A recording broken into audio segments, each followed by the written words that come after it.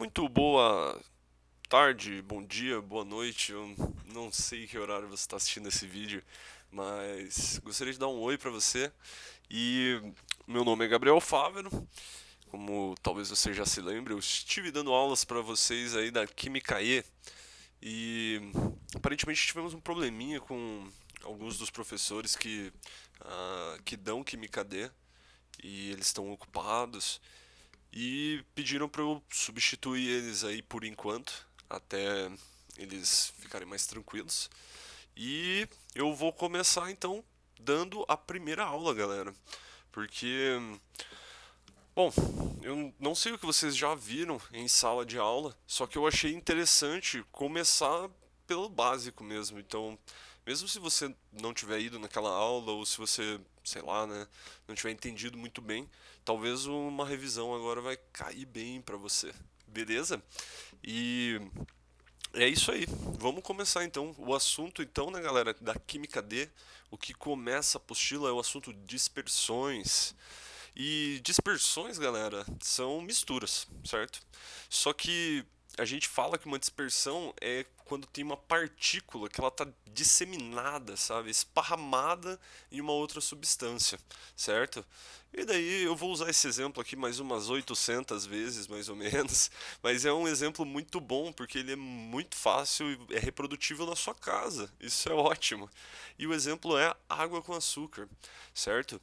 A gente tem que o açúcar, ele é o que nós chamamos de disperso, e a água é o dispersante, ou seja, o cara que vai dispersar o açúcar, certo? Então aqui tem uma pequena animação bem bobinha, só para simbolizar mesmo, né? Tem um cubinho de açúcar ali em cima e tem um copinho d'água. Quando você deixa esse cubinho de açúcar cair, né? Você prontamente percebe que depois você dá uma mexidinha com uma colher, né? Você percebe que o açúcar some, né? E ele não foi embora, ele está no meio da água, né? Ou seja, a água ela conseguiu separar as moléculas do açúcar em moléculas separadas mesmo, né?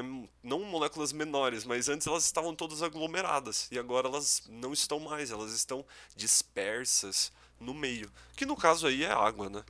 E é isso, né? Elas foram separadas umas das outras. Agora elas estão por toda a solução, né? A gente chama esse caso específico, né, de solução, certo?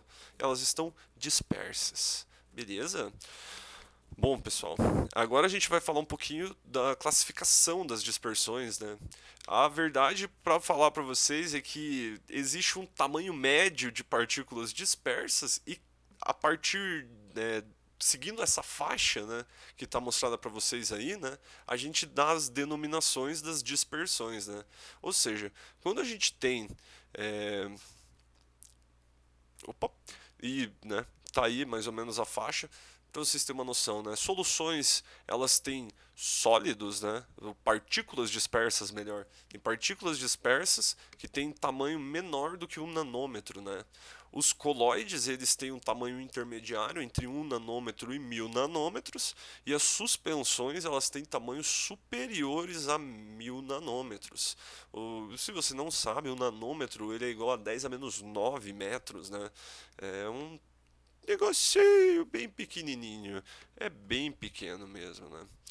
Coloides e suspensões, galera, eu quero que vocês já guardem isso. Eles são considerados misturas heterogêneas.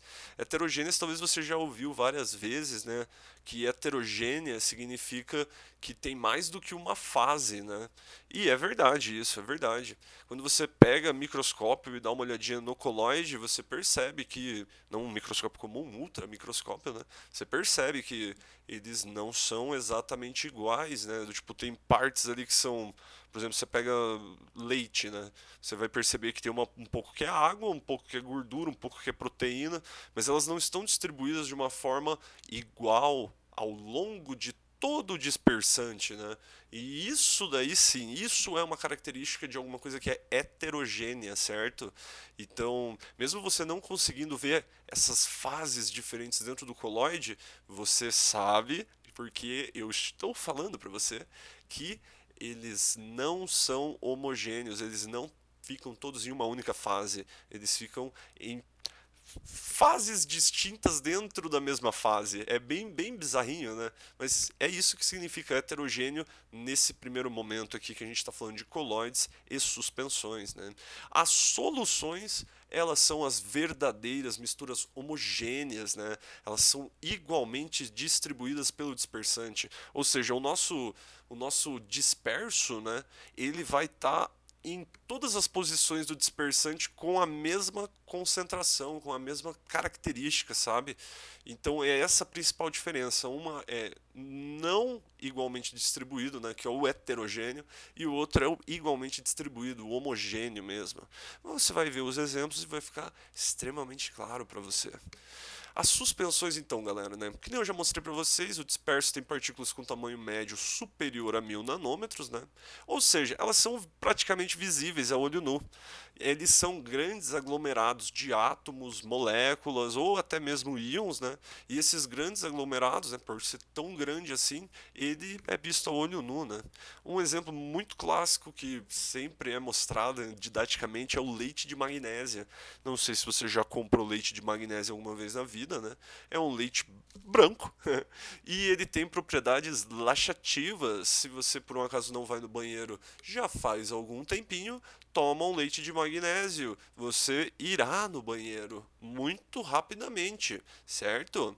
E se você pega partes diferentes da amostra, sei lá, eu pego um leite de magnésio, compro no mercado, coloco num copinho, e daí eu pego com uma pipetinha a parte de cima dele e pego depois de novo, né, depois de limpar a pipeta, tudo mais, pego lá na parte do fundo dele.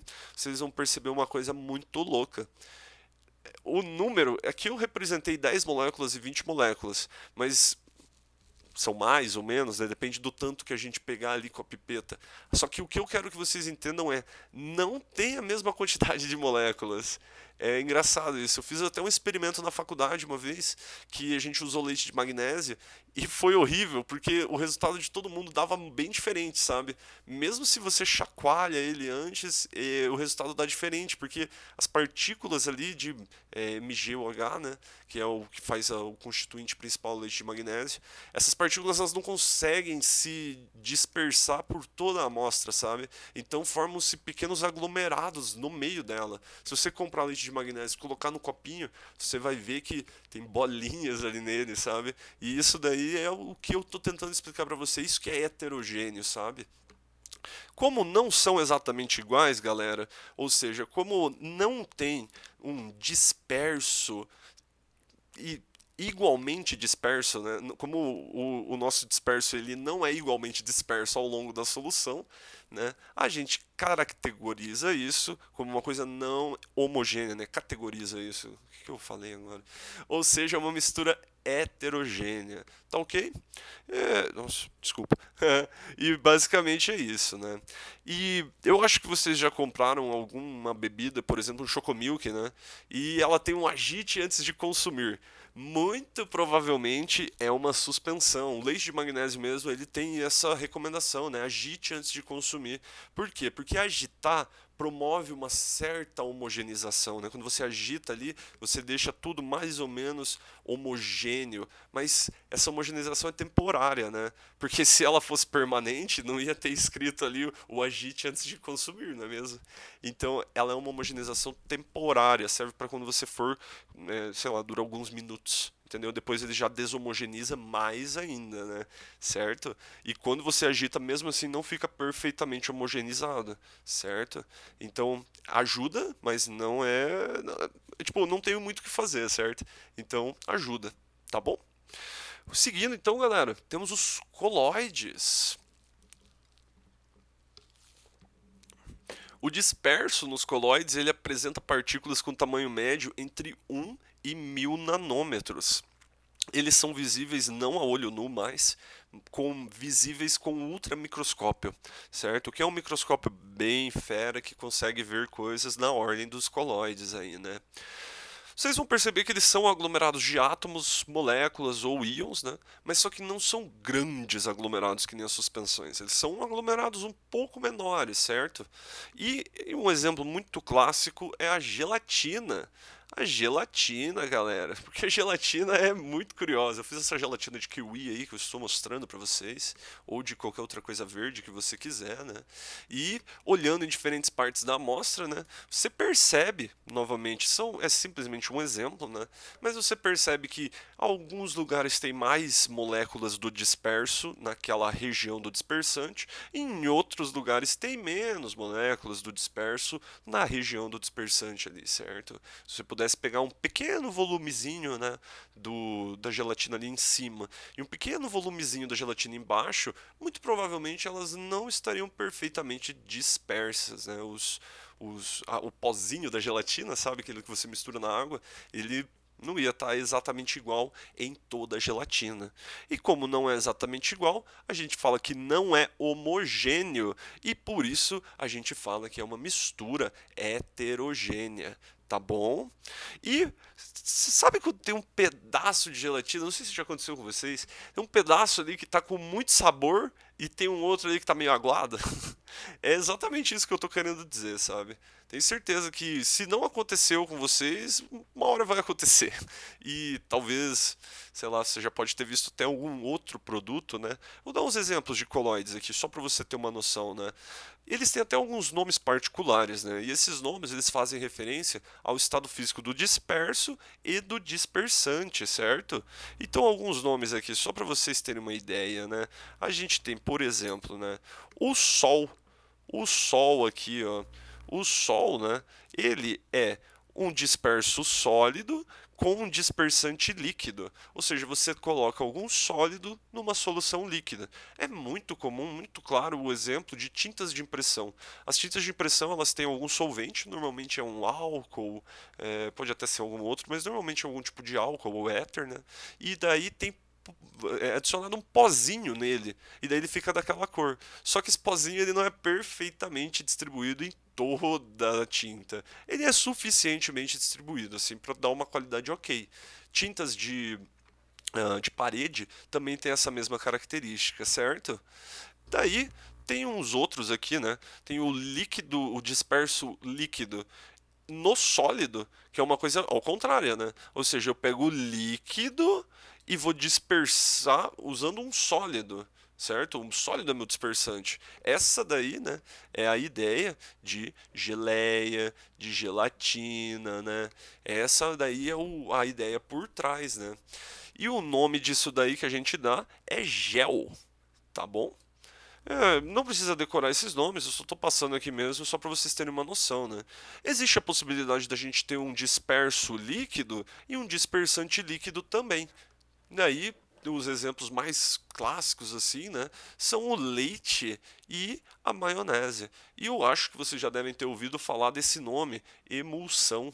Emulsão é o nome que a gente dá para esse tipo de sistema, né, onde a gente tem dois líquidos, um líquido como disperso e um outro líquido como dispersante, certo?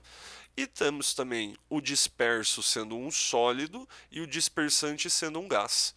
Esse eu acho que você já deve ter visto alguma vez na vida a fumaça. Então, a fumaça, né, ela é um gás e esse gás ele tem partículas de fuligem, carvão, enfim, né? E daí por isso que ela fica meio, digamos, fica meio escurinha, né? Mas a maioria daquilo ali é gás, certo? E daí forma a fumaça, certo?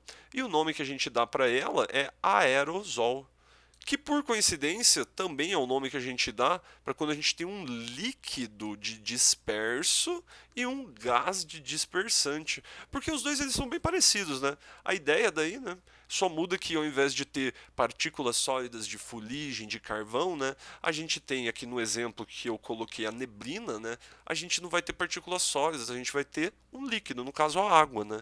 Certo? E daí essa é mais ou menos alguns exemplos, né? Só para você ter uma noção de os nomes deles e principalmente quem são esses caras, né? De novo, galera, sei lá, eu acho que eu nunca vi alguém cobrando, disperso sólido, dispersante líquido. Qual é o nome desse tipo de colóide? Nunca vi isso, sabe?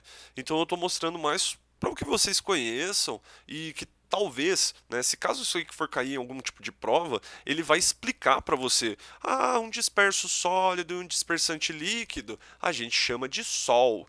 Daí ele vai fazer alguma pergunta do tipo, e se eu pegar um sólido e pegar um líquido, eu vou ter um sol? Daí você vai falar que sim, entendeu? Então não se preocupe, é mais ilustrativo, tá bom? Agora vamos entrar aqui no suprassumo, galera. Essa é a coisa que começa a ficar importante mesmo. Soluções. O disperso apresenta partículas com tamanho médio menor do que 1 nanômetro. Isso quer dizer que elas não são visíveis nem com ultramicroscópio. Tem que ser um microscópio muito poderoso e você não vai ver a partícula. Você consegue, digamos assim, fazer um raio-x nela, sabe? Tipo um raio-x, sabe? É uma outra proposta, mas elas não vão ser visíveis com o ultramicroscópio, né? No caso aqui a gente não tem mais aglomerados, né? E isso que é o bacana. Os aglomerados, eles são de tamanhos diferentes, por isso que dá essas diferenças nos colóides e nas suspensões. Na solução, a gente não tem mais esses aglomerados, elas estão como átomos, como moléculas ou íons, mas estão puras, entendeu? Então, cada uma delas consegue migrar ao longo de todo o dispersante, certo? E um exemplo que eu já falei que vai aparecer mais umas 10 mil vezes é o água com açúcar. Perfeito! Você joga o açúcar ali na água, dá uma mexidinha, sumiu tudo. E olhando em diferentes partes da amostra, eu nem coloquei ali o número de moléculas ali, porque elas são iguais. Se não são iguais, galera, é uma diferença mínima, mínima, mínima, muito menor do que a diferença que você verificaria se você fosse capaz ali, né, de analisar na sua casa, por exemplo, é, uma suspensão, tipo leite de magnésia, ou a gelatina ali, né, por exemplo, né, um colóide. Então, acreditem em mim, elas são muito iguais ao longo de toda a água açucarada aí, né, que nós temos, e é uma mistura homogênea, certo? E a outra coisa, né, só para você pensar nisso, né, depois de misturar água com açúcar, é muito difícil você conseguir dar um gole, né, dessa água com açúcar e um gole ser diferente do outro. É claro, né, a gente está supondo que você foi lá, tacou açúcar, dissolveu bem bonitinho, não deixou grãos de açúcar no fundo do copo, né? Então, a água com açúcar por inteira, ela vai ter aproximadamente o mesmo sabor, né? Vai ser muito difícil mesmo, né, que não seja o mesmo sabor. Tá certo? Bom, galera, seguindo então, eu falei para vocês, ela é de longe a mais importante. E ela é tão importante, né, o conceito de solução, que ele ganha alguns nomes especiais. São nomes que vão ser usados ao longo dessa disciplina pelo semestre inteiro. São nomes muito importantes. Eu realmente preciso que vocês lembrem-se deles. E é muito simples. O material a ser disperso a gente chama de soluto, certo? O soluto é quem é disperso. O material que irá dispersar, ou seja, o dispersante é o solvente, né? Então, são dois nomezinhos. Solvente você já deve ter ouvido falar outras vezes, né? Soluto talvez não, mas a ideia é essa. O soluto e o solvente são a grande dupla, né? Temos água e açúcar novamente. Quem é o soluto? Quem é o solvente? Claro, né? Ali depois que você taca açúcar na água e ocorre a dissolução, né? O açúcar se dispersa dentro da água, né? Fica bem claro, né, que o açúcar é o soluto e a água é o solvente. Por quê? Porque o açúcar ele estava de um jeito. Quando ele entrou em contato com a água, ele se dispersou. Isso é característica do soluto. E ele se dispersou em quem? Na água. Ou seja, a água promoveu essa dispersão. Sendo assim, a água é o dispersante, certo? Continuando, então, galera, só eu coloquei aqui um detalhezinho, né? A gente chama isso de uma solução aquosa de açúcar. Se por um acaso a gente tivesse usado etanol ao invés de água, né? A gente poderia chamar de uma solução etílica de açúcar, tá bom? É um nome que vai aparecer algumas outras vezes para vocês, né? Solução aquosa de alguma coisa. E aí você já sabe, é o quê? Uma solução. Se é uma solução, quer dizer que tem um cara ali que ele é dissolvido, né? Ele é solubilizado em algum solvente, certo? Tem um soluto e um solvente. E se é uma solução aquosa de açúcar, ele está falando para você, o solvente é água e o soluto é açúcar, tá bom? É isso que ele está falando. Classificando então as soluções, galera, a gente tem três classificações bem famosas, né? Primeiro é o estado físico da solução, a natureza do soluto e a solubilidade do soluto. São três classificações diferentes que são complementares, elas uma complementa a outra, certo? A primeira, então, avaliando o estado físico da solução. Talvez seja até um pouco estranho você pensar nisso, mas existem soluções sólidas, ou seja, são soluções onde o soluto e o solvente estão na fase sólida. Um exemplo que eu preciso que você decore, eu preciso que você decore não, eu preciso que você entenda, que é a liga metálica, tá bom? Todo mundo aqui já viu alguma peça que é feita de ouro, né? E o ouro, ele segue uma escala, né, de pureza, que é a escala quilate. Quando o ouro é 100% puro, ele tem 24 quilates. Quando o ouro tem 18 quilates, aquela liga especialmente, né, aquele anel, aquele brinco que é 18 quilates, ele é feito 75% de ouro e 25% de outros materiais, outros metais. É muito difícil você ter um colar ou um anel que seja 24 quilates, porque o ouro, quando sozinho, ele é muito molengo, sabe? É um material que ele não é muito bacana sozinho. Então, normalmente é adicionado prata, adicionado cobre, paládio, metais que vão dar certas resistências mecânicas para o ouro, certo? Alguns exemplos aqui, só para vocês que assistiram La Casa de Papel e estão querendo começar um negócio assim, meio que nem ele, sabe? Alguma coisa de derreter ouro para poder fazer umas joias e tal, né? Se você pega 75% de ouro e 25% de prata, você forma o ouro amarelo mesmo, que é aquele ouro que é normalmente encontrado em colares, anéis, enfim, né? É o ouro mais comum, né? Então, 75% de um e 25% de prata, né? Se você pega 75% de ouro, né, e 25% de paládio, você forma um ouro branco, que é aquele ouro mais clarinho, né? E ele fica mais claro porque o paládio, ele é um pouco mais, vamos falar assim, mais clarinho do que a própria prata, sabe? A prata ela é um cinza brilhante e o paládio ele é um cinza brilhante, só que mais claro ainda, entendeu? Então, por isso que um forma o ouro amarelo, clássico, né? E o outro o ouro branco. E eu tenho certeza que você deve estar curioso para saber sobre o ouro rosé. O ouro rosé é uma mistura de ouro com cobre e com prata. O cobre que dá essa cor arrosada para o ouro rosé, certo? E a prata dá um pouquinho mais de clareza, porque senão daí poderia ficar muito escuro, sabe? Então, agora você já sabe fazer ouro rosé, ouro branco, ouro amarelo, né? Você só precisa comprar uma fundição, que é tranquilo, né? Todo mundo tem acesso a uma. E daí você já pode fazer suas próprias joias. Olha só que bacana, né? Maravilha. Então não se esqueça, soluções sólidas existem e as ligas metálicas, não todas as ligas metálicas, mas ligas metálicas em geral, né, são consideradas soluções sólidas, tá bom? E, claro, né, o ouro rosé, o branco, o amarelo, você não consegue ver onde que está a prata e onde está o ouro. Eles estão totalmente dispersos, né? Mesma coisa com o branco, com todos eles, né? Você não consegue ver onde que está cada elemento. Eles estão dispersos mesmo, certo? E nem com o microscópio você conseguiria ver, porque ele está muito bem disperso, tá bom?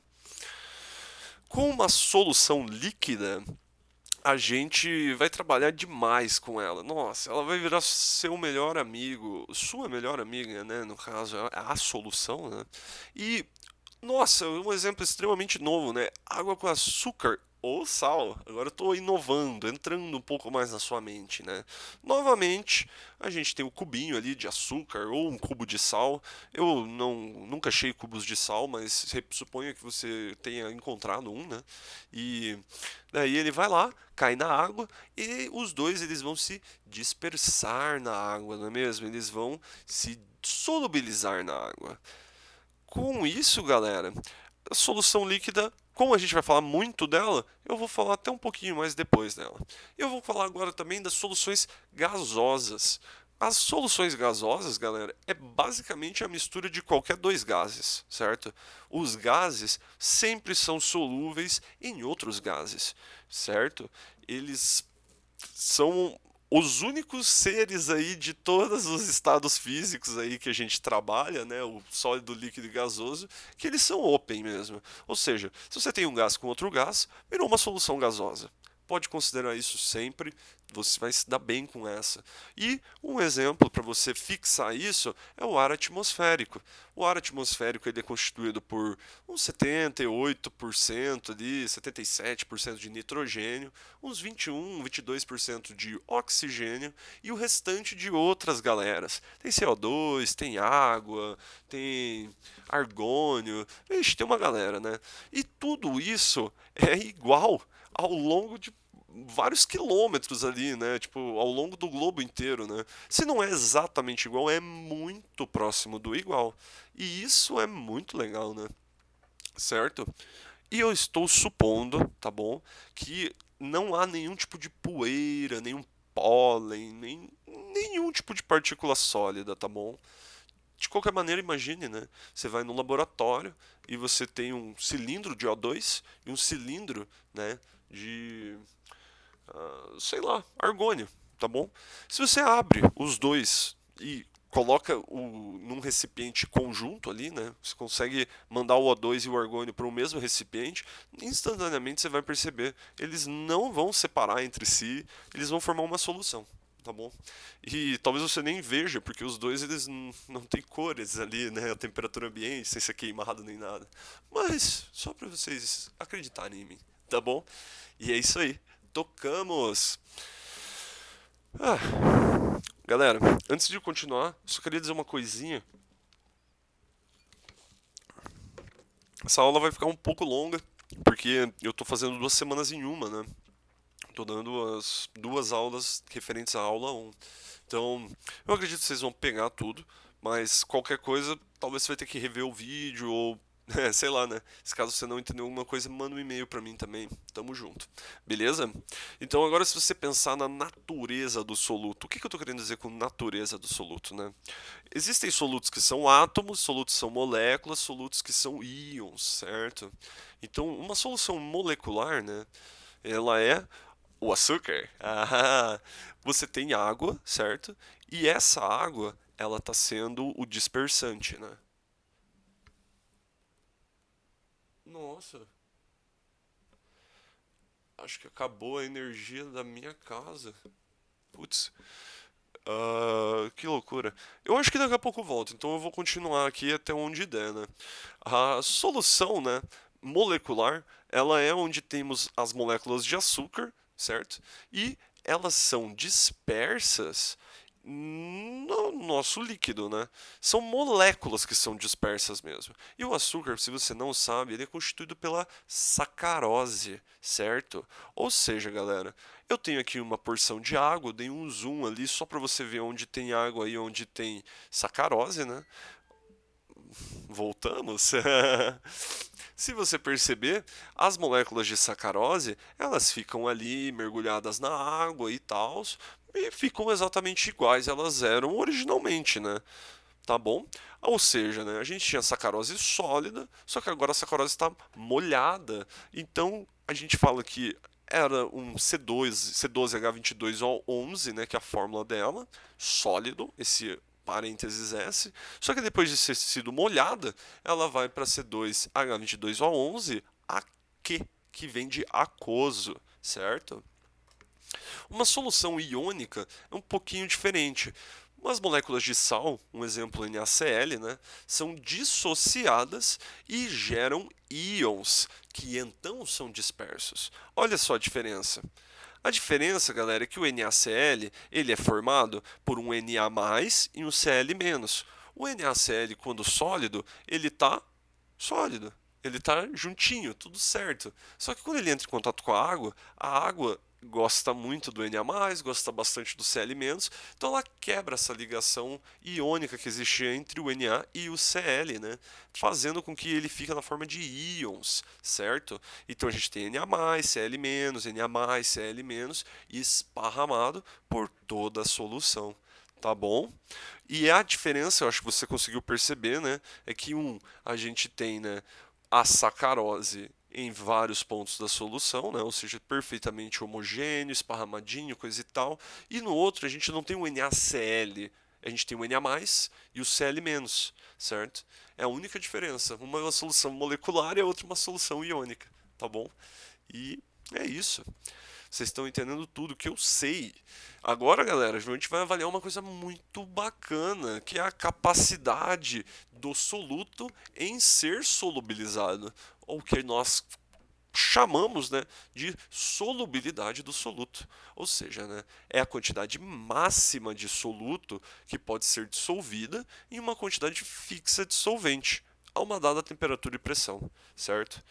Se eu estou falando a uma dada temperatura e pressão, eu estou querendo dizer que se eu mexo na temperatura e na pressão, eu modifico a solubilidade daquele soluto, tá bom? Você vai ver isso com mais clareza daqui a pouquinho. E uma outra coisa, né? E uma quantidade fixa de solvente. Então, quando a gente quer analisar a quantidade máxima de soluto que pode ser dissolvida, a gente fixa o tanto de solvente, o tanto da temperatura, né? A temperatura e a pressão, certo? E daí com isso a gente tem um valor. Vamos seguir. A solubilidade, por exemplo, do KCl, que seu professor de química alguma vez na vida fez uma brincadeira do tipo Cassia-Eller, né? A solubilidade dele em água é a 20 graus Celsius, ou seja, eu estou definindo para você que é a 20 graus Celsius. É de 34 gramas do sal em 100 gramas da água. Nós comumente representamos isso daí com essa carinha aqui, né, que você está vendo, né? A gente tem 34 gramas de KCl. Opa, acho que eu exagerei aqui, né, na caneta. 34 gramas. Nossa, Gabriel, que horror. 34 gramas de KCl para 100 gramas de água, tá bom? Então, galera, a gente tem o que está sendo dito aqui em cima, né? 34 gramas do sal em 100 gramas de água, a gente está representando dessa maneira aqui. É uma forma bem bacana, vai ser muito utilizada. Dessa forma, né, então, as soluções podem ser classificadas como insaturadas.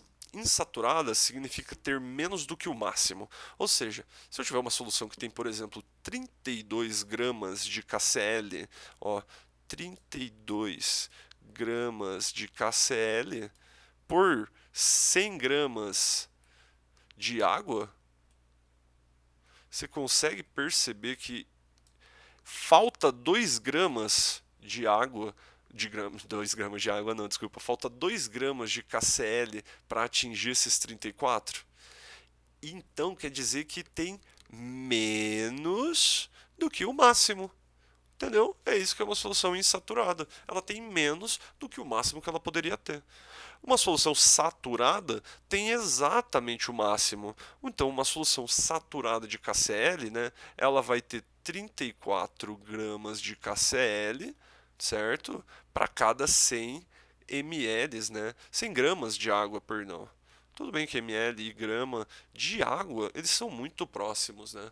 Então, 34 gramas de KCl para 100 gramas de água. E tem um outro tipo, galera, que é a solução que nós chamamos de supersaturada. Só que essa solução, ela normalmente ela confunde um pouco os alunos. Então eu vou falar sobre ela daqui a pouquinho, tá bom? Mas não se preocupa, ela é perigosa, mas ela não vai ser perigosa com a minha explicação. Com a minha explicação você vai entender, você vai falar, haha, super saturada, super fácil essa parada, entendeu? E qual que é a ideia, galera? Saturado, né, tem um significado que eu acho muito bacana, que é o cheio. O saturado é o não dá mais. Você, por exemplo, está saturado de ouvir aulas de história, de geografia. Você não está saturado de ouvir aulas de química, por exemplo, mas as outras aulas você não aguenta mais, você está saturado, certo? E uma solução que é insaturada é uma solução que não tem soluto suficiente perto do máximo que ela pode aguentar. Que é o que eu falei agora, certo? Porque ela está insaturada, ela não está cheia, ela ainda aguenta, entendeu? No caso do KCl, né, que nem eu falei para vocês, qualquer valor que seja abaixo de 34 gramas para cada 100 gramas de água, né, faça com que a solução seja insaturada. Então vamos pensar aqui bem rapidinho, só entrar na cabeça de vocês, né? Se por um acaso eu tivesse 200 gramas de água, quantos gramas de KCl eu iria precisar? Com 200 gramas de água, né, para ter uma solução saturada a 20 graus Celsius, né, a gente ia precisar exatamente do dobro do que eu estou falando aqui para vocês, né? Ou seja, 34 gramas de KCl é para 100. Então, para 200 gramas de água, a gente ia precisar de 68. Sendo assim, qualquer coisa abaixo de 68 ia estar insaturado, certo? Então, você já percebeu que existe uma certa linearidade entre as coisas. A regra de 3 vale. Você pode fazer regra de 3 aqui quando você não souber de alguma coisa. Nos exercícios você vai fazer regra de 3. Olha que bacana, né? Então, uma solução que é saturada, ela contém o máximo de soluto que ela consegue dissolver. Certo? Sendo assim, galera, para o KCl a 20 graus Celsius, eu não coloquei aí, mas você tá ligado, você já percebeu isso, é 34 gramas para 100 gramas de água, certo? E quando você talvez esteja pensando, né, você está pensando, tá bom, Gabi, e se eu coloco 35 gramas? Pode fazer o teste ali na sua casa. Talvez você não tenha KCl, eu não vou ficar bravo por causa disso, mas eu tenho quase certeza que você tem um outro cara chamado NaCl, o famoso cloreto de sódio, sal de cozinha. Esse carinha, ele tem uma solubilidade de 35,5, se eu não estou enganado, 36 mais ou menos, gramas de NaCl por 100 gramas de água. Você pode pegar um monte de sal, 1 quilo de sal se você quiser, não, 1 quilo vai ser demais, mas pega ali uma quantidade grande de sal e taca nos seus 100 ml de água. Você vai perceber uma coisa muito bacana. Todo o sal que a solução não consegue dissolver, ele precipita. O que é precipitar? Precipitar é virar sólido. Ele vai para o fundo. Entendeu? Tudo que você não consegue deixar disperso no meio da solução, não vai pular fora do copo, né? Mas ele vai ficar lá no fundo, certo? Então, ele vai ser conhecido aí, né?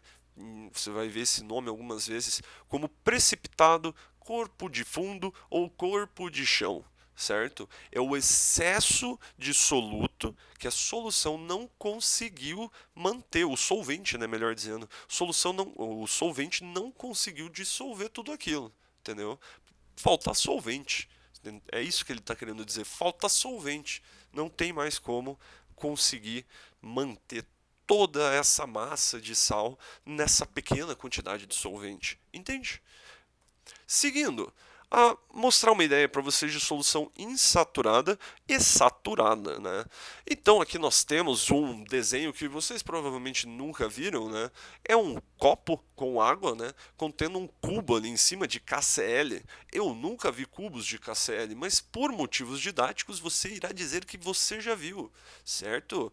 E o cubo de KCl, né? Supondo que cada cubo tem 17 gramas de KCl. Olha que cubo perfeitamente massado ali, exatamente o que a gente precisava, né, para fazer múltiplos de 34. Impressionante, né? E a 100 gramas de água, certo? Então, eu taco um cubinho de KCl ali na minha água. Eu percebo que a minha solução ela está insaturada. Insaturada por quê, Gabi? Porque só tem 17 gramas de KCl em 100 gramas de água. E cabe até 34, não é mesmo? Então eu vou fazer o seguinte, vou colocar mais um cubinho. Vou colocar mais um, tá aqui, ó, desparramou ali, ficou lindo, né? O que quer dizer com 2 cubos? Nesse momento a solução está saturada. Se eu coloco 1 grão de KCl ali em cima, ele vai para o fundo, porque não dá mais. A solução falou, não dá mais, cara, não dá. Eu estou saturado, não cabe mais nada aqui, né? Certo? Se eu pego então um outro cubinho, né? Agora mais 17 gramas, você já previu o que vai acontecer, né? Vai formar o corpo de fundo, vai ter sal no fundo do meu copo. Porque não dá mais, a solução ela está no limite, o solvente não consegue mais solubilizar ninguém, certo? E é essa a ideia, então, galera. Vocês agora conheceram os 3 tipos mais famosos, assim por se dizer, né? Tipos de soluções que envolvem solubilidade do soluto, né? A solução insaturada, que falta soluto até atingir a saturação. A saturada, que está exatamente na saturação, ou seja, é o limite, é o máximo que consegue aguentar. E o, o outro caso, né, que é o saturado com corpo de fundo ou corpo de chão ou precipitado, né? O caso onde nós temos uma solução que ela já chegou ao seu limite e como ela chegou ao seu limite, ela não consegue mais dissolver nada, então tudo que você coloca vai para o fundo do nosso copo, certo? 17 gramas de KCl precipitou por quê? Porque eu coloquei mais um cubo e cada cubo tem 17 gramas, não é mesmo? E agora vem o que vocês jamais podem confundir ou esquecer na vida. Isso não é supersaturado, tá? Não é, não é. Nunca confunda isso. Isso daqui, ó, esse corpo de fundo aqui que foi formado é uma solução que está saturada e tem corpo de fundo, ou seja, ela é saturada com corpo de fundo, e se ela é saturada com corpo de fundo, perceba que super saturado e saturado com corpo de fundo não é a mesma coisa. Se fosse a mesma coisa, eu ia falar que era super saturado, mas não é, entendeu? Então você não pode confundir isso. Solução super saturada é diferente. E você, né, deve estar maluco para entender o que é solução super saturada. Vou explicar para você, porque eu sei que você não aguenta mais. A solubilidade de uma substância, galera, e eu falei para vocês, ela depende da temperatura, certo? Maravilha. Perceba com o KCl o que acontece, ó. A temperatura aqui, né, ela está aumentando. Se a temperatura está aumentando, né, a temperatura aqui, ó, aumentando, aumentando, aumentando, né, aqui, ó, aumentando. Ela está aumentando ao longo do tempo ali, né? Você pode ver nessa direção a temperatura aumenta. E a solubilidade do KCl nessa direção, o que ela faz? Ela aumenta também. Começa com 27,6, termina com 56,7. Ou seja, galera, para o KCl, o aumento da temperatura da solução aumenta a sua solubilidade, tá bom? Isso não acontece sempre, não caia nessa. Não é sempre assim, mas, né? Nesse caso está sendo assim, tá bom? Vamos lá. O que é uma solução supersaturada, então? Chega de enrolar vocês.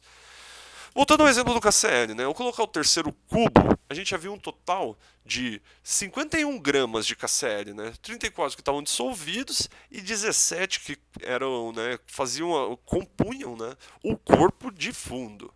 Sendo assim, galera, ao aquecermos essa solução até, até 80 graus Celsius, o corpo de fundo ele vai se solubilizar.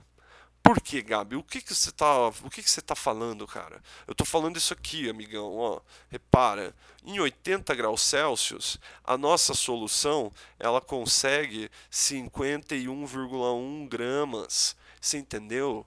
Ou seja, eu tô burlando, eu tô aumentando a temperatura da minha solução para que ela consiga dissolver mais. Isso pode, Gabi, pode, juro para você que pode. E, né, por que então que ela irá se solubilizar? Eu expliquei aqui para você, né? Acontece porque a solubilidade, né, do KCl aumentou. A tabela do último slide mostra isso como eu mostrei para vocês agora.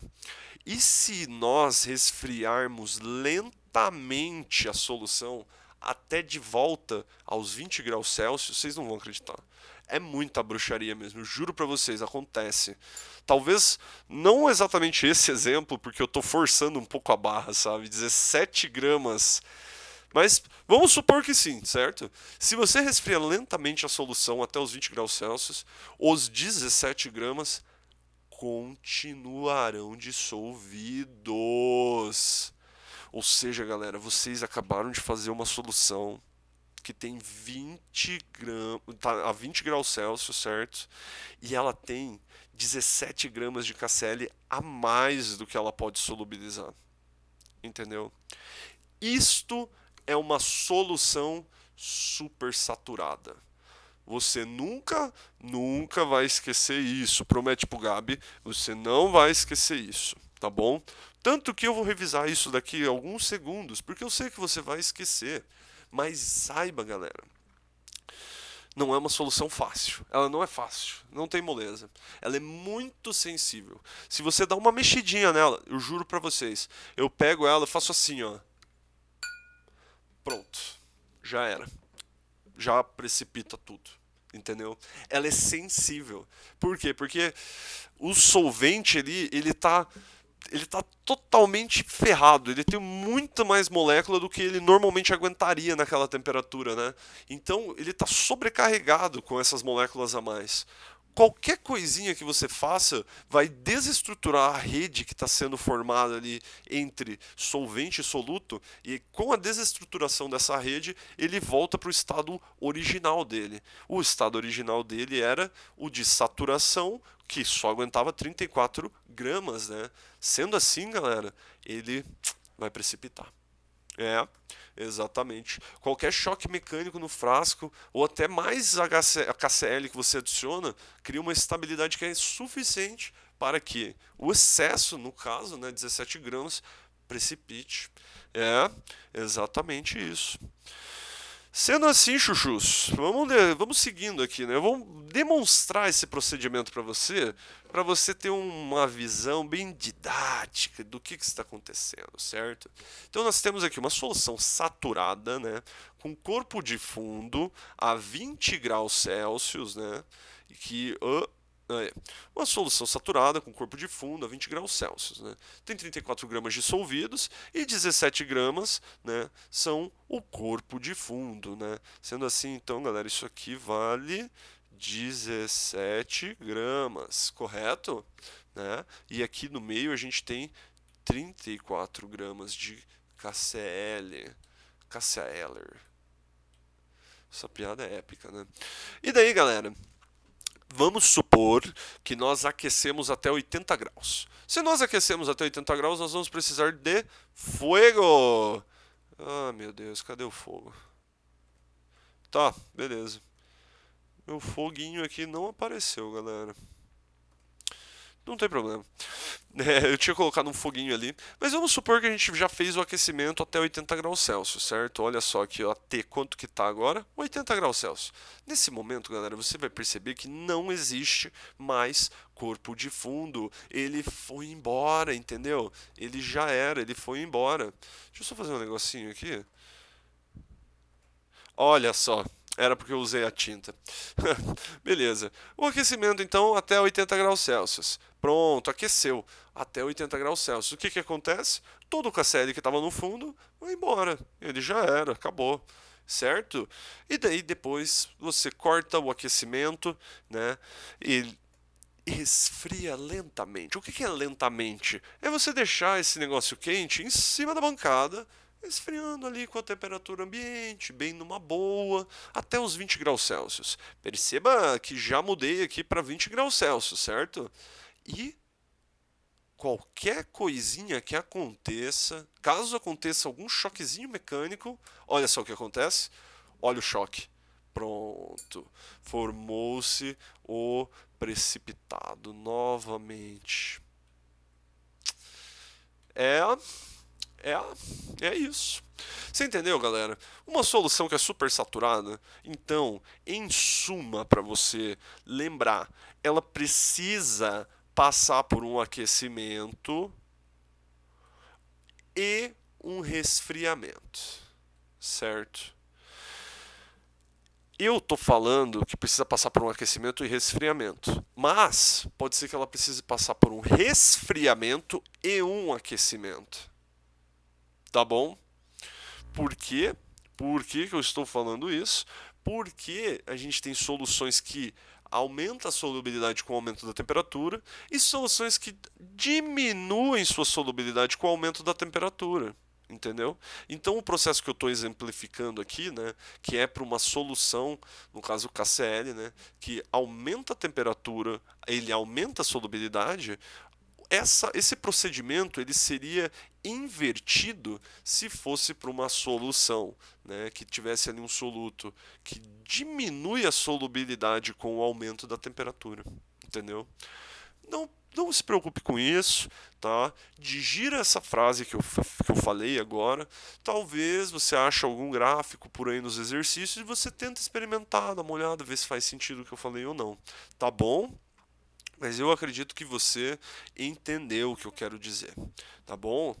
Então, galera, voltando, aquela tabela que eu tinha mostrado para vocês, né, do KCl e da temperatura, ela forma esse belíssimo gráfico aqui, né?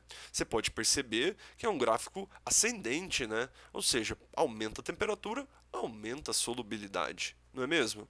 E não é sempre assim, como eu já falei, com o aumento de T, a solubilidade pode aumentar ou diminuir. Mas cada substância é diferente. Poxa, Gabi, então. Ai, eu só queria um negócio fácil. Ai, que saco, né? Não fica triste. Ó, o que você precisa perceber, galera? Você precisa perceber que, como cada substância é diferente, você tem que saber ler o gráfico. Entendeu? É só isso. Não fica triste, tá bom? Nos pontos a solução é saturada, certo? Porque ela está sobre a linha de saturação, ou seja, ela está bem aqui na linha, né? Então, ela está exatamente no máximo dela, tá? No ponto 2, a solução, ela é...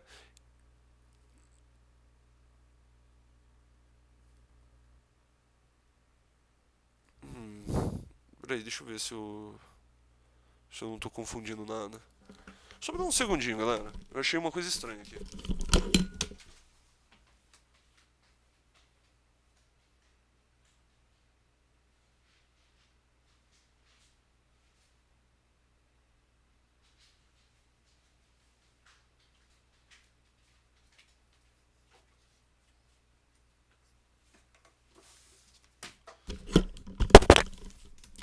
É, lógico, isso estava muito estranho. Não, ainda bem que eu percebi, porque senão vocês iam, pô, iam ficar chateados comigo. Mas ó, é o seguinte, isso daqui tá errado. Poxa, Gabi, que feio, hein? Isso aqui é 3 e isso aqui é 2, tá bom? Ó, no ponto ela está exatamente em cima da linha de saturação. Sendo assim, é uma solução saturada. No ponto 2, esse 2 aqui, tá?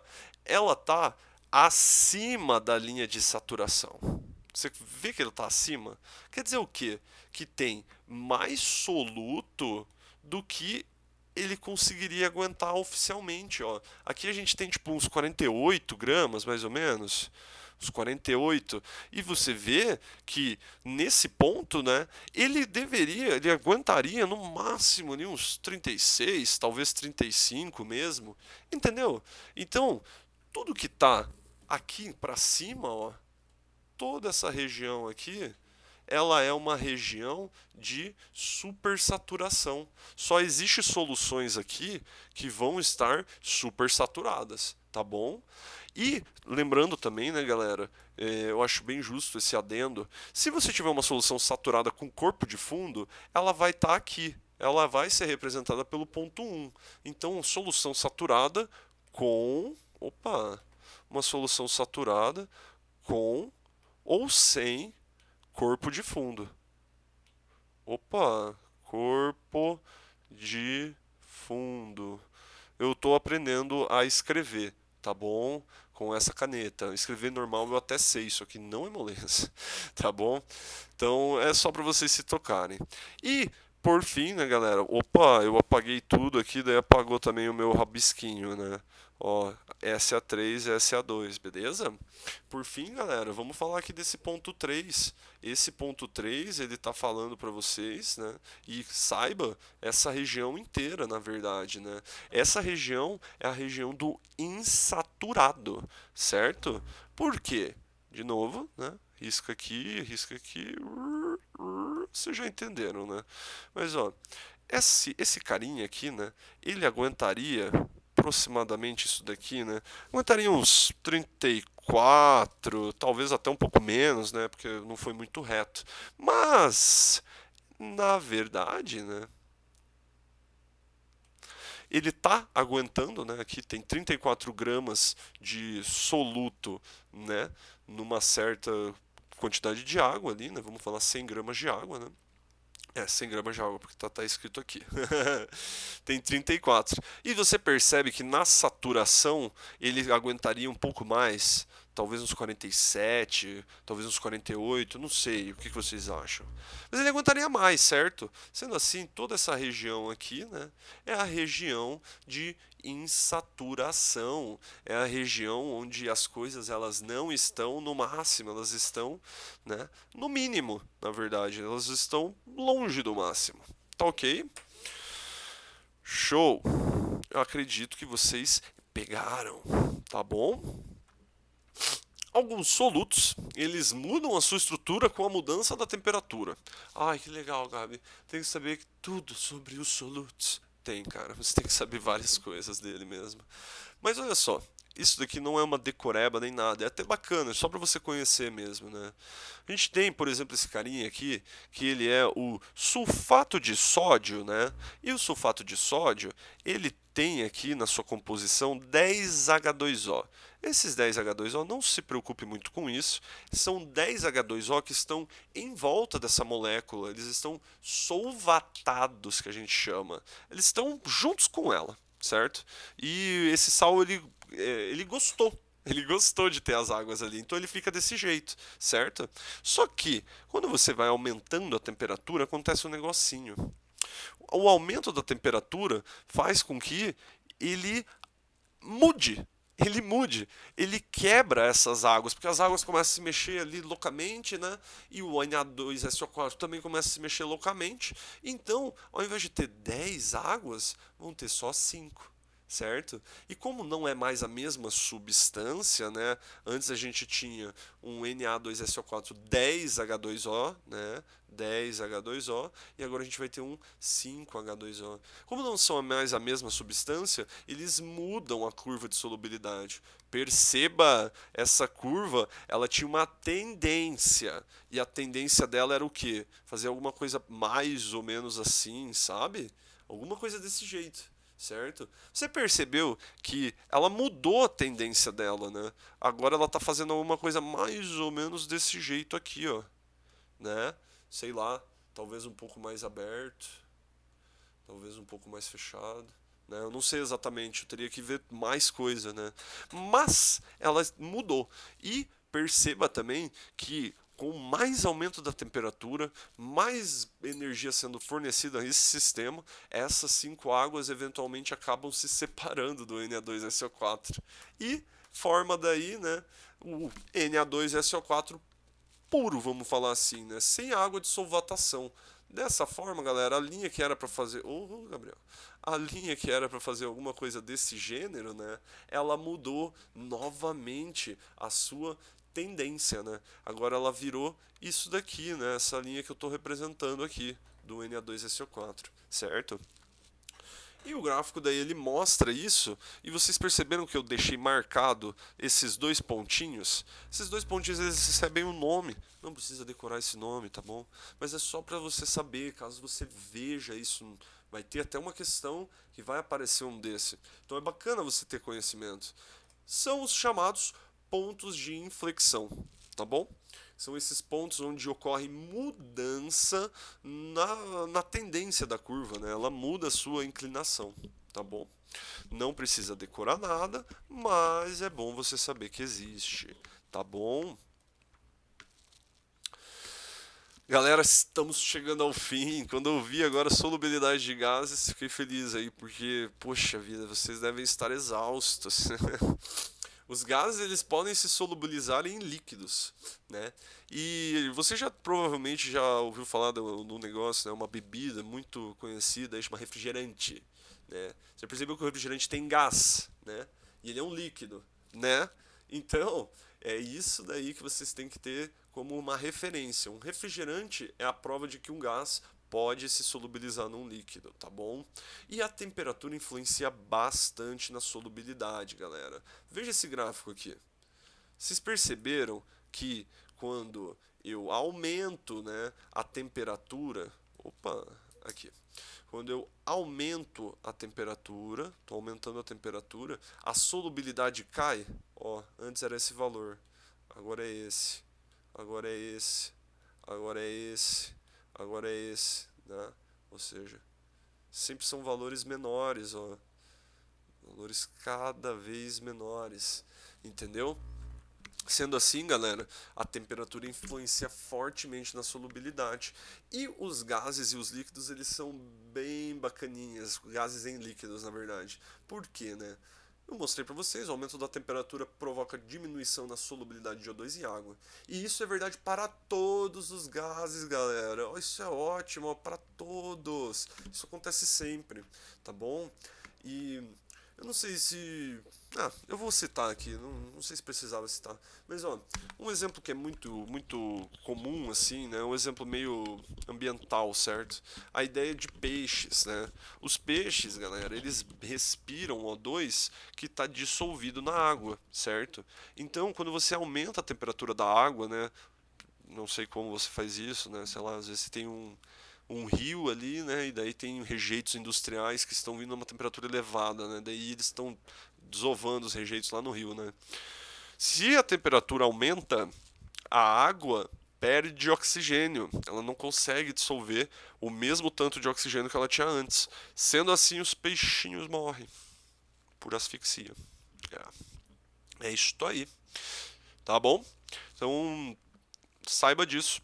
E por outro lado, né, quando você diminui a temperatura, a solubilidade dele aumenta, né?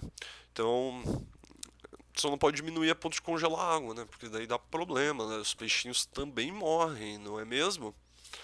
Agora, se você verificar a pressão, você pode ter percebido que eu não falei muito da pressão até agora, né?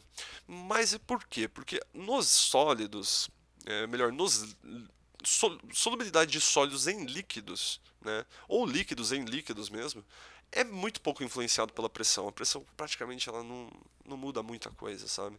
Agora, né, para o KCl, né, a gente se preocupou com a temperatura, não com a pressão. Entretanto, galera, a pressão ela é muito influenciante mesmo, ela influencia fortemente o comportamento da solubilidade, certo? Para gases, tá bom?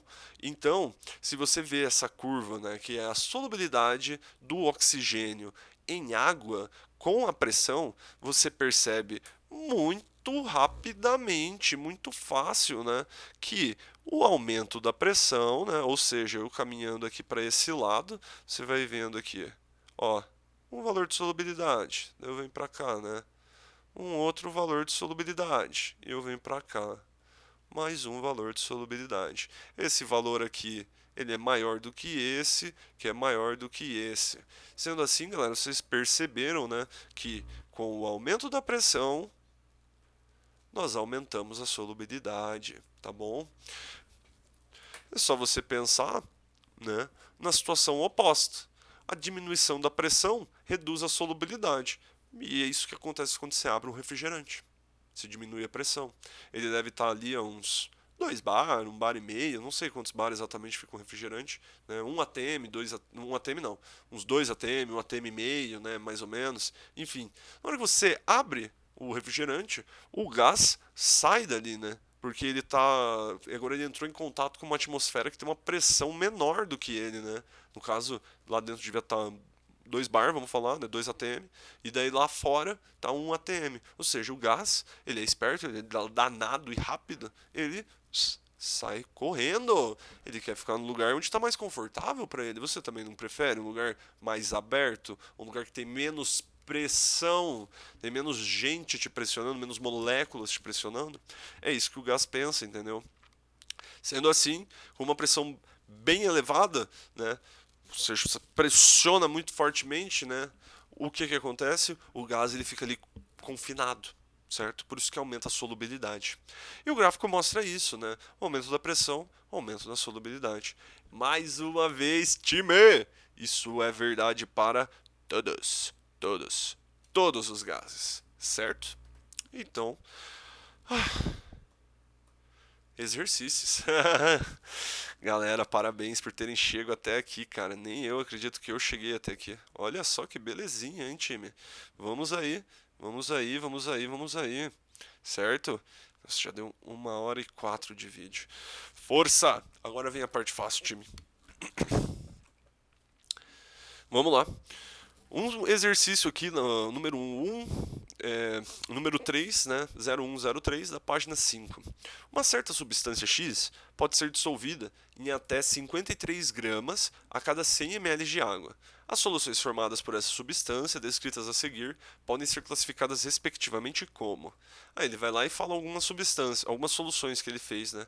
26,5 de X em 50 ml de água, 28 gramas de X em 100 ml de água, 57,3 de X em 150 ml de água, 55 gramas de X em 100 ml de água, tá bom? As alternativas, galera, elas relacionam soluções com a solubilidade do soluto, né? Então, a gente consegue prever se a primeira é uma solução saturada, se ela é insaturada, se ela é supersaturada, sei lá, né? Então, vamos analisar aqui o que é cada uma delas.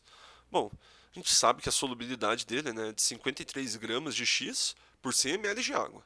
Show. Então, analisando, né, as soluções. Não as soluções de a coisa está correta, mas as soluções que ele montou no exercício, né? Sendo assim, 26 gramas e meio de X em 50 ml de água. O procedimento, galera, ele vai ser repetido várias vezes. Então eu vou explicar ele muito bem agora, depois a gente vai seguir mais rapidinho, tá? A partir de uma regra de 3, a gente pode verificar o tipo de solução. Que regra de 3 é essa, Gabi? Olha só, o que eu escrevi? Eu escrevo primeiro o que eu já sei sobre a solubilidade, né? E o que eu sei sobre a solubilidade? Eu sei que 53 gramas de X vão gerar uma solução saturada em 100 ml de água, tá bom?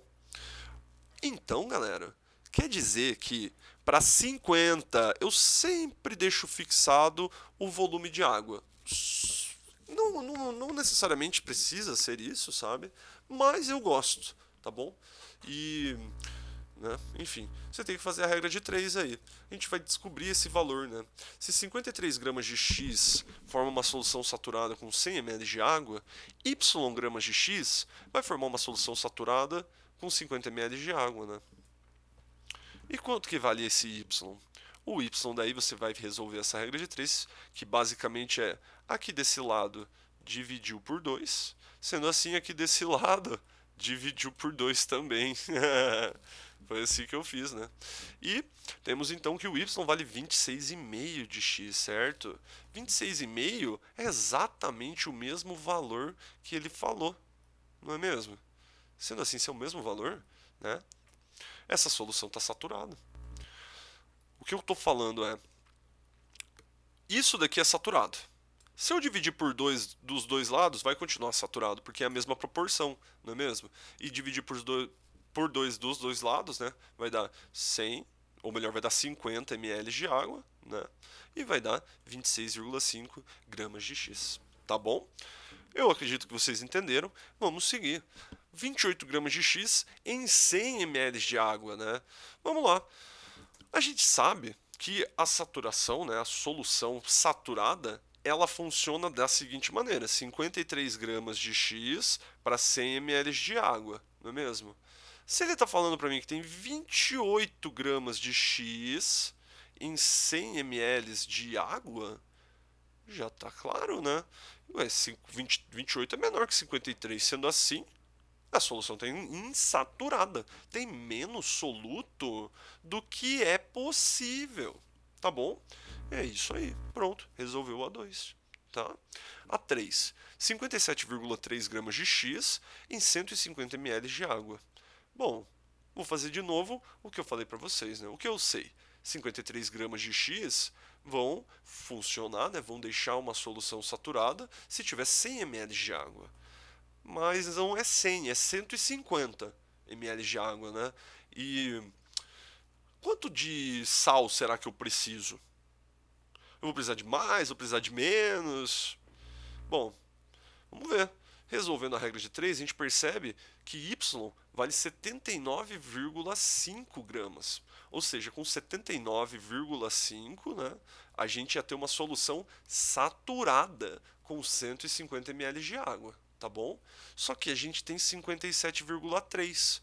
E 57,3 em 150 ml de água é menos, né, do que o 79,5.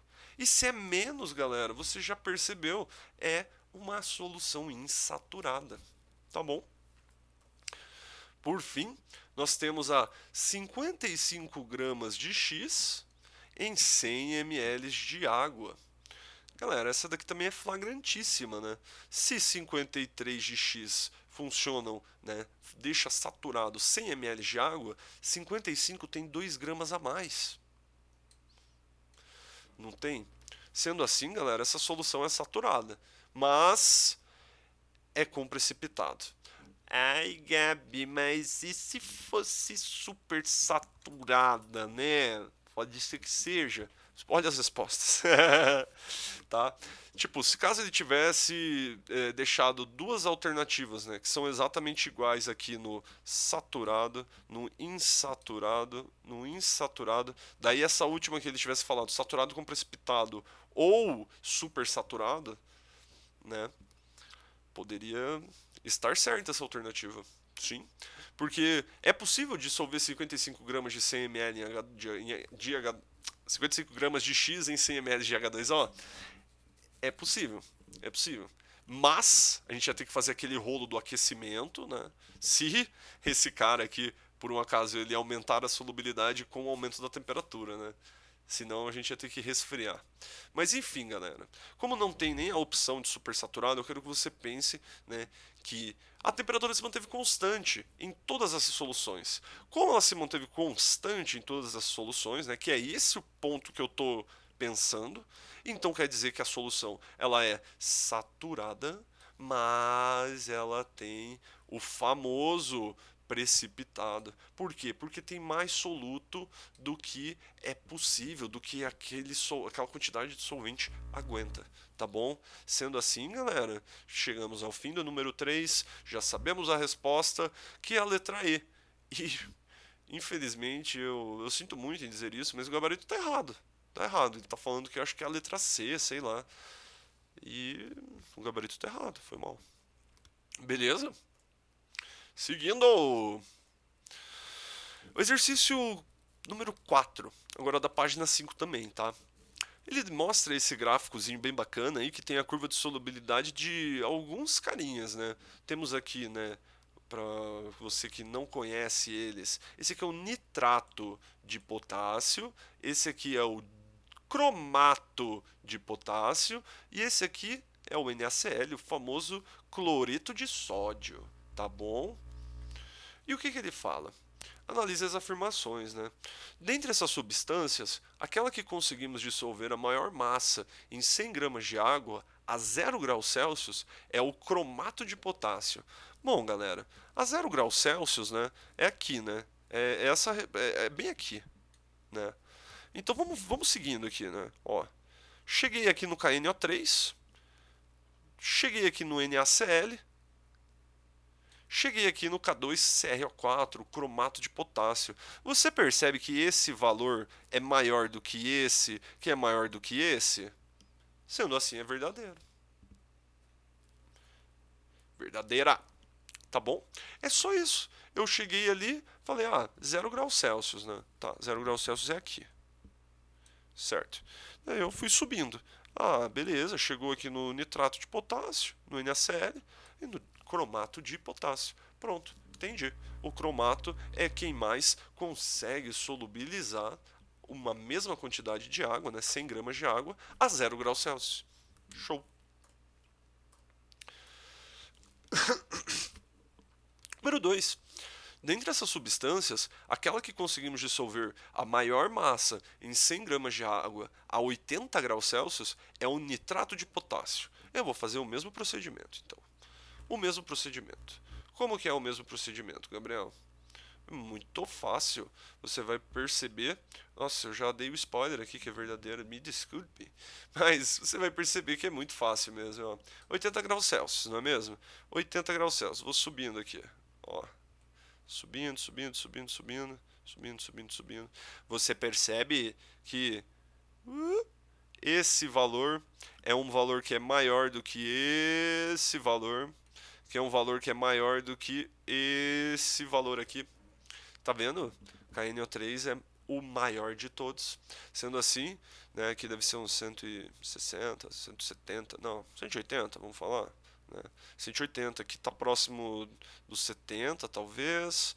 E aqui embaixo, tá abaixo de 50, talvez uns 40, não sei.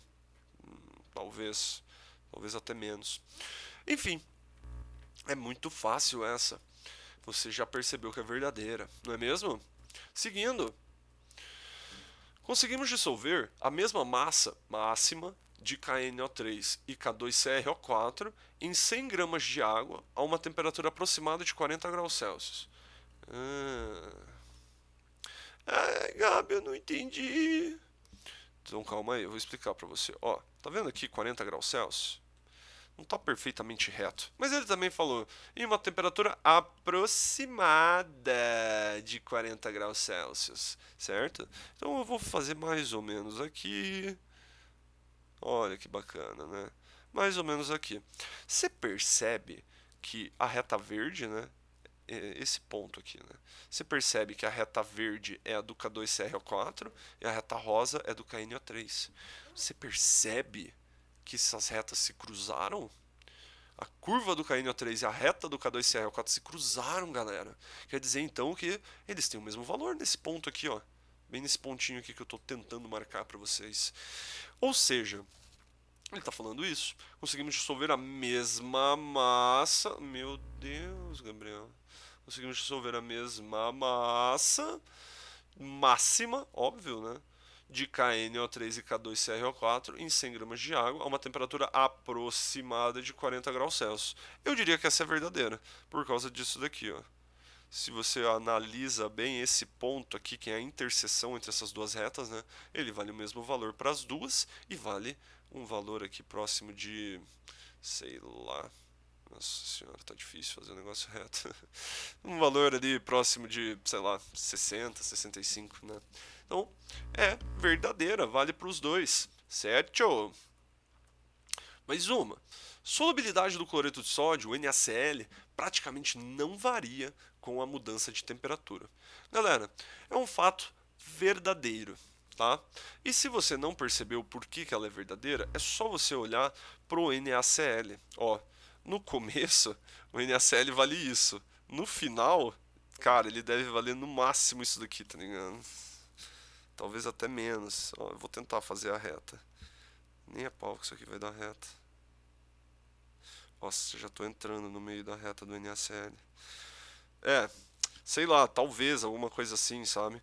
Mas, ou seja, ó, esse aqui foi o deltinha, né? O tanto que variou de uma temperatura para outra. Praticamente nada, né? Então ele praticamente não varia com a temperatura. É um fato bacana para você chegar e contar para sua mãe. O NaCl não varia com a solubilidade dele não varia com a temperatura, mãe. Ela vai olhar para você e falar: "Foda-se". Mentira, não vai falar isso. Mas ela vai falar: "Não entendi. Por quê?". Aí você vai lá e explica, tá bom? Alternativa correta, a letra E. Certo? E por fim, galera, chegamos ao último exercício que eu queria trazer para vocês. Eu acredito que você chegou até aqui a duras penas. Imagina eu que estou falando aqui loucamente também. Então, não é fácil, galera, mas vamos continuar, vamos seguindo aí e estamos chegando ao fim.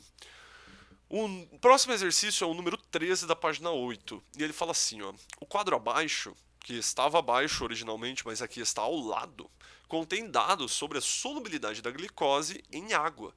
Diante dessa situação, assinale o que for correto. Então aqui você percebe, né, galera?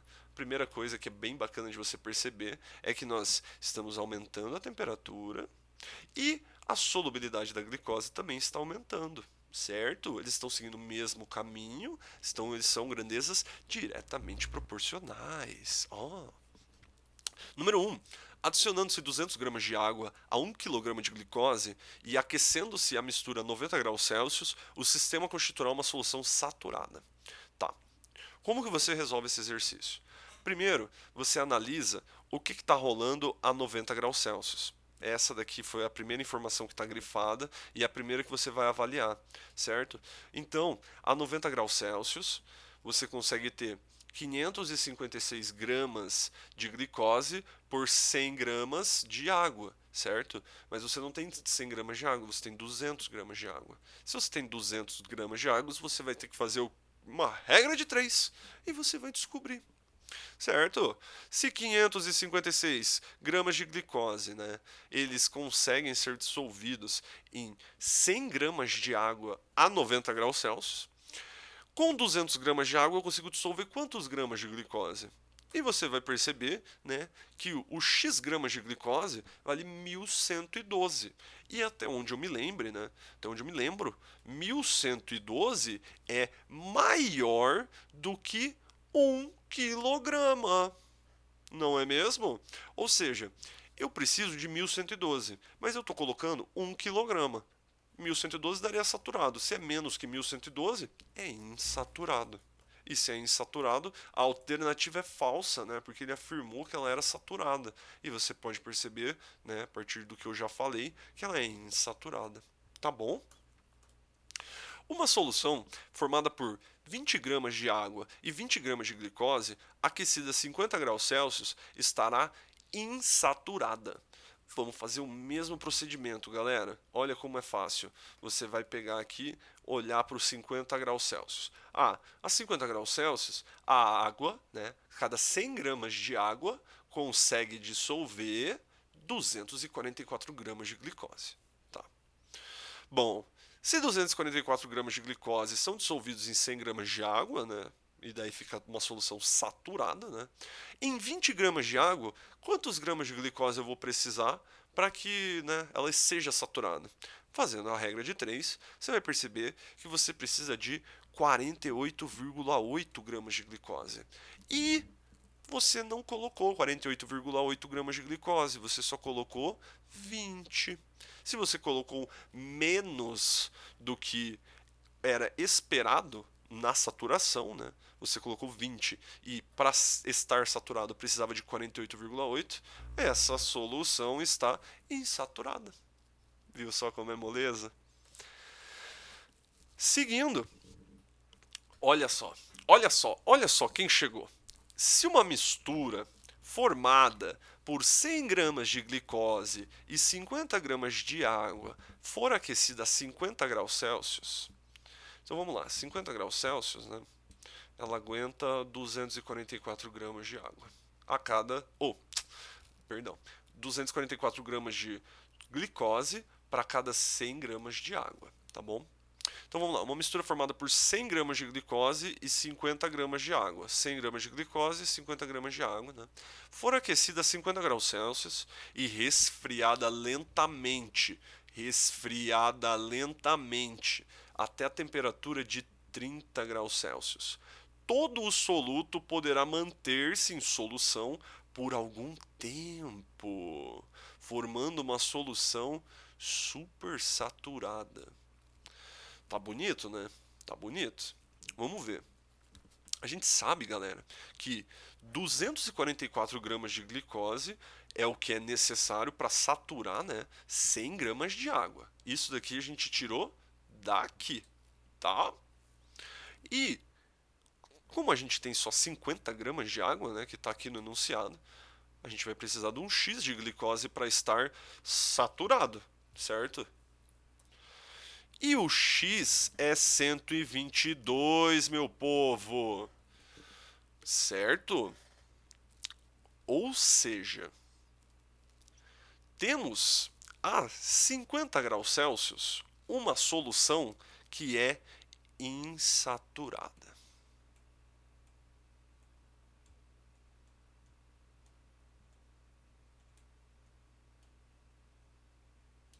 Correto? 50 graus Celsius ela é insaturada. Mas vamos resfriar ela para 30 graus Celsius. Não é mesmo? Então, essa solução está insaturada a 50 graus Celsius. Se for resfriada lentamente, o soluto pode se manter na solução. Por que, Gabriel? Por que você está falando isso, Gabriel? Porque, galera, olha só. A gente tem 50 gramas de água, não é? A 30 graus Celsius, o que vai acontecer? Né? 50 gramas de água, se você dividir esse valor aqui daí por 2, né? Você vai ter 62,5 gramas. Ou seja, se 125 gramas de glicose, né, saturam 100 gramas de água, se você tiver 50 gramas de água, você vai estar com uma solução saturada com 62,5 gramas de glicose, certo? Eu fiz uma regrinha de 3 aqui mental com vocês.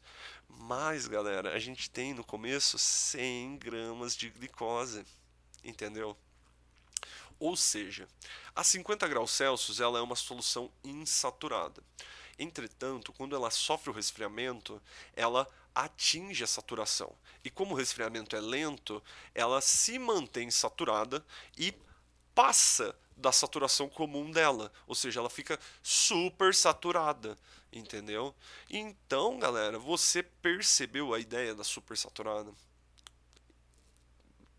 Tenho certeza que sim. Qualquer coisa, volta nesse exercício, ouça de novo o que eu tenho para falar. Mas a ideia que eu fiz foi, analisei quanto que ele conseguiu dissolver a 50 graus Celsius e analisei o quanto é possível dissolver a 30 graus Celsius. Percebi que a 50 graus Celsius já está insaturado. Percebi que com 30 graus Celsius, né, que deu esse 62,5, ela está saturada e, se não fosse resfriada lentamente, iria formar um corpo de fundo. Mas ele falou, resfriada lentamente. Isso daí fez ela ficar verdadeira. Formou uma solução super saturada. Se ninguém foi lá e fez o famoso... tudo certo. Beleza? Se uma solução preparada com 20 gramas, né, de água e 50 gramas de glicose for adicionada a outra solução preparada com 130 gramas de água e 130 gramas de glicose, a temperatura de 30 graus Celsius, a nova solução estará insaturada. Então, beleza, ainda não quer saber nada das soluções antigas. Ele quer só saber da solução nova. Então, galera, vamos fazer uma coisa muito bacana. Vamos pegar e já misturar essas duas soluções. Vamos somar elas. Ou seja, né, se a gente está falando de 30 graus Celsius, e 30 graus Celsius cabem 125 gramas de glicose para cada 100 gramas de água, correto? Se você perceber, né, ele tem 20 gramas de água, mais 130 gramas de água. Né? Se 125 é para 100, 150 gramas de água vai precisar de quantos gramas de glicose? E a gente percebe que a gente precisaria de 187,5 gramas de glicose, certo? Quantos gramas de glicose a gente está colocando? A gente está colocando 50, né, da primeira solução e 130 gramas da segunda solução. Ou seja, galera, a gente tem um total de 50 mais 130 gramas, ou seja, 180 na solução. Valor menor do que o obtido. Né? Ou seja, a gente precisava de 187. Né? A gente precisava de 187, mas a gente está colocando só 180. Sendo assim, né, é uma solução que está insaturada, porque é menos do que ela podia aguentar. Galera, chegou a última. Adicionando-se 100 gramas de glicose a 100 gramas de água e a uma temperatura de 25 graus Celsius, tem-se uma solução saturada e ocorre a formação de precipitado no fundo do recipiente. 100 gramas de glicose a 100 gramas de água. Tá? A 25 graus Celsius. A 25 graus Celsius, a gente sabe que 91 gramas de glicose conseguem ser segurados por 100 gramas de água, né? Bom, se 91 gramas é segurado por 100 gramas de água, a gente claramente já percebe, né? Se você adiciona 100 gramas, é mais do que 91. E é um excesso de 9 gramas, né? Se é um excesso, essa solução está saturada. E, como ele não fez resfriamento, não fez nada, né? Ela está saturada com corpo de fundo, a 25 graus Celsius. Somatório igual a 30, meu povo. Parabéns, velho. Você resolveu um belíssimo exercício e chegamos ao fim. Muito obrigado pela atenção, time. Essa aula não foi fácil. Você revisa ela com calma. Leia a apostila, velho. É muito, muito importante você ler a apostila, juro pra você. Ela tem as mesmas informações que eu passei aqui, talvez de uma maneira até mais resumida pra você. Tem esse hábito, de verdade, leia a apostila. Vai te ajudar muito. Parabéns por ter chegado até aqui, cara. Vamos que vamos. Eu volto aí na segunda-feira, eu acho que vai ter mais um vídeo meu. E tamo junto, beleza? Valeu, um abraço.